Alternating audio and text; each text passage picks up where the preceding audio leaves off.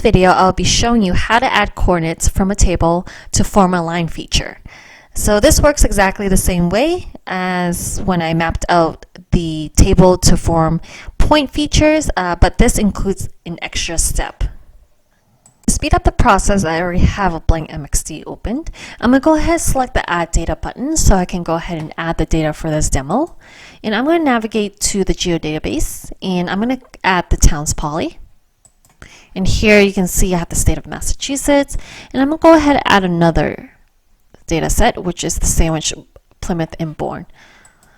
So these are three states I'm going to be focusing the demo on, and this is in particular the southern part of Massachusetts. I am going to add one more data, and this is going to be a standalone table. So under my Lecture 2 demo, I have the Marine Beaches selection table, and I'm going to hit Add.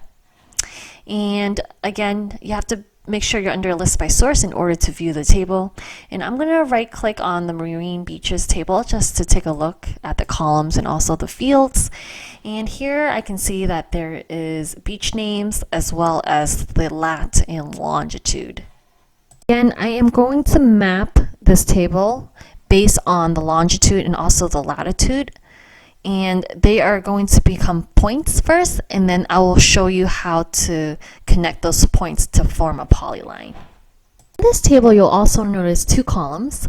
There's the beach name and also the original FID.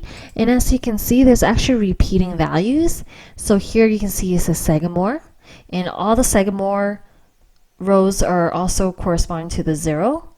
And then everything that says Nelson Street correspond to the 1 value for the original field. So this becomes important later because everything that falls under the original FID indicates the same exact beach.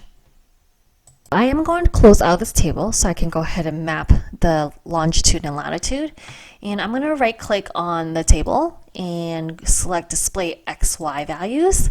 And again, I'm going to map out the X field and also the Y field.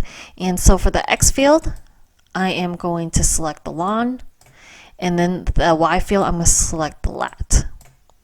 And again, X field is always the longitude and the Y field is always going to be the latitude. And then for the coordinate system, since I know I'm working for the Massachusetts state plane and with the MassGIS data, it's always going to be the NAD 1983 state plane Massachusetts mainland FIPS 2001. And I'm going to select OK. And as you can see, all the points are now mapped. And again, once you perform the display X and Y, there's going to be a brand new output that it will show up in the table of contents. And again, because it says events, it is a temporary file. So I'm going to go ahead and turn this into a permanent file. So I'm going to select this, right click, data, export data, and I'm going to save it into my Lecture 2 demo geodatabase. And I am going to rename this, and I'm going to type in Marine Beaches and hit save and then hit OK. And then it says, do you want to add the exported data to the map as a layer? I'm going to select yes. And then now I have a permanent layer that now lives in my geodatabase. So I'm going to go ahead and get rid of my temporary file. I'm going to right click on this and select remove. So now that I have my lat and long all mapped out and now they are points, I will go ahead and generate these points to form a polyline. So there's a tool in Arc Toolbox. If I go and open Arc Toolbox,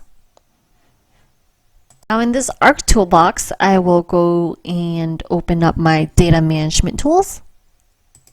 Under features, there should be a tool that's called points to line. So I'm going to open that up by double clicking on it. And now you can see that the first thing it wants you to do is select your input features. So I am going to select my Marine Beaches because these are the points that I want to form a polyline with.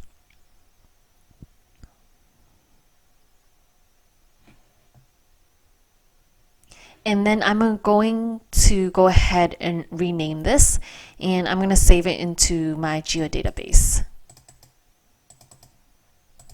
I'm going to select and type Marine Beaches Polyline. Select OK. And then here, as you can see, it says line field, and it's optional, but if you recall when I showed you the table, it has the original FID. It also has the beach name. And now everything with the same value belongs to a specific beach. So I want the line to be created based on that FID.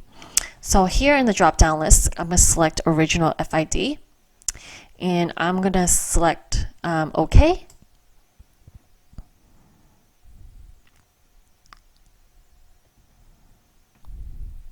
And then now it has successfully been executed, and you can see that there is a brand new shapefile right underneath my table of contents that's called Marine Beaches Polyline.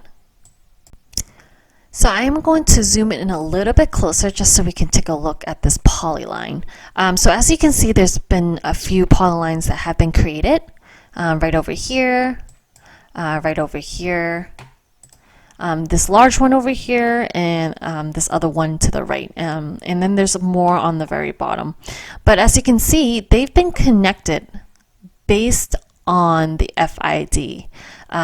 Because those FID values each correspond to a specific beach, I was able to connect the dots based on that column.